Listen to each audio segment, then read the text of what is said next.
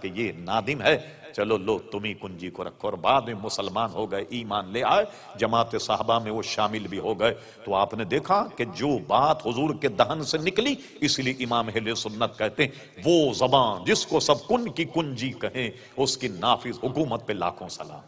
ایک واقعہ، دوسری حدیث سنیے۔ حضور علیہ السلام نے ہجرت کی، حضرت علی کو بستر پر چھوڑا، امانتیں حضور کے پاس، اور آپ نے یہ سنا ہوگا کہ حضور علیہ السلام پر ایمان نہیں لائے لوگ، لیکن حضور کو امین اور صادق ضرور کہتے، یہ امانت دار۔ حضور اب رب کریم کا حکم آ گیا، ہجرت کے لیے نکلے، حضرت علی کو بستر پر لٹایا، اور اس کے بعد جب نکلے تو چاروں طرف لوگ گھیرے ہوئے تھے الیاذ باللہ حضور علیہ السلام کو قتل کرنے کے لیے۔ اور حضور علیہ السلام نے کیا کیا؟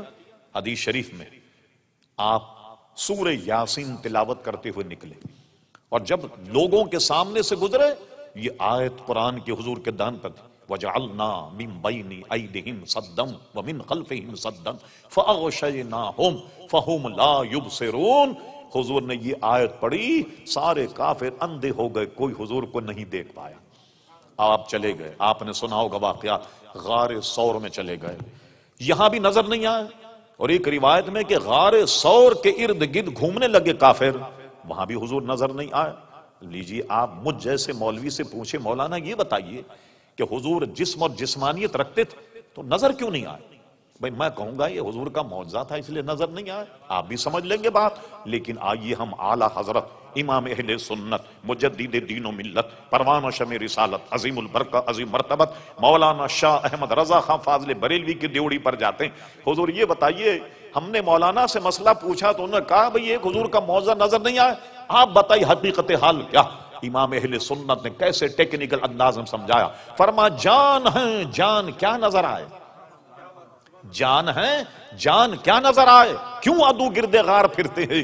ارے حضور جان ہے، اور جان آدمی کے بہت زیادہ قریب ہوتی ہے، بوجہ اقرب، بوجہ قریب ہونے کے، اس لیے حضور علیہ السلام نظر نہیں آئے۔ اور آپ بار سن چکے، وہ جان اس کائنات کی جان، ای جہاں اون جہاں، وہاں کے جہاں کی جان، میری جان، آپ کی جان، اور مجھ سے پوچھو میں کہوں گا وہ ایمان کی بھی جان۔ اور امام اہل سنت کہتے اللہ کی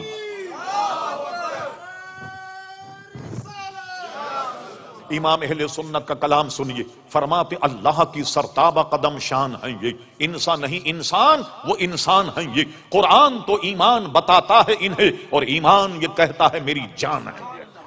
حضور علیہ السلام تو ایمان کی بھی جان ہے، آپ سمجھے کیوں نظر نہیں آئے؟ کہ جان ہیں، جان کیا نظر آئے؟ کیوں عدو گرد غار پھرتے ہیں دشمنوں؟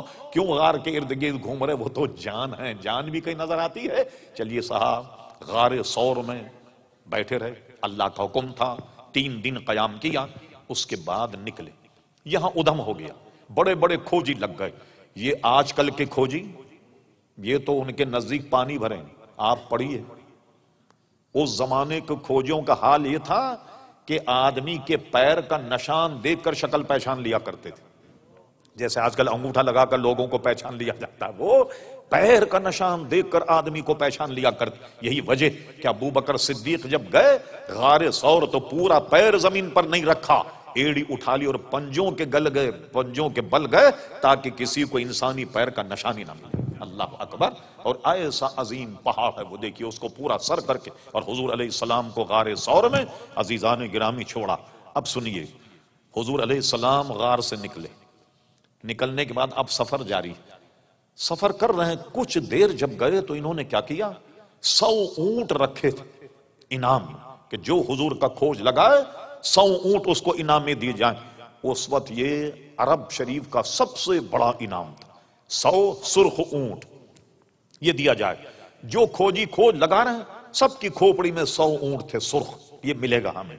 کوئی کھوجی نہیں پہنچ پایا، ایک کھوجی پہنچ گیا۔ اللہ اکبر!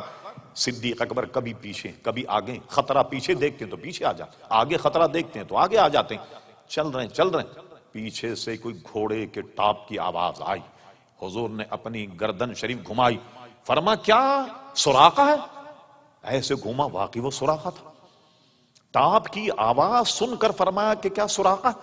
واقعی سراقہ تھا، اور وہ حضور کو پکڑنے آیا تاکہ 100 اونٹ جو ہیں وہ حاصل کر لیں۔ فرما سراقہ قریب آیا، فرما سراقہ باز آ جا، اس کے تو سر میں کھوپڑی میں 100 اونٹ گھوم رہے، وہ کیسے بعد آتا؟ حضور کو پکڑنے کے لیے لپکا، یہ بھی کمال ہے حضور کے دہن کا، فرما زمین پکڑ سراقہ، اتنا کہنا تھا کہ زمین نے اس کے پیروں کو پکڑ لیا گھوڑے کہ وہ گرتے گرتے بچا۔ کہنے لگا شاید یہ پہلی مرتبہ ہوا کہ حضور میں باز آ جاؤں، جی فرما زمین چھوڑ دے سراقہ، زمین نے سراقہ کو چھوڑ دیا۔ چلیے پھر 1-2 دفعے ایسا ہوا، لیکن اس کو یقین ہو گیا کہ اگر میں نہیں مانا تو زمین میں دھس جاؤں گا۔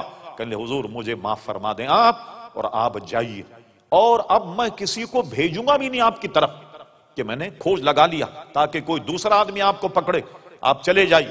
حضور کے دہن سے یہ بات نکلی، سراقہ تو مجھے پکڑنے آیا؟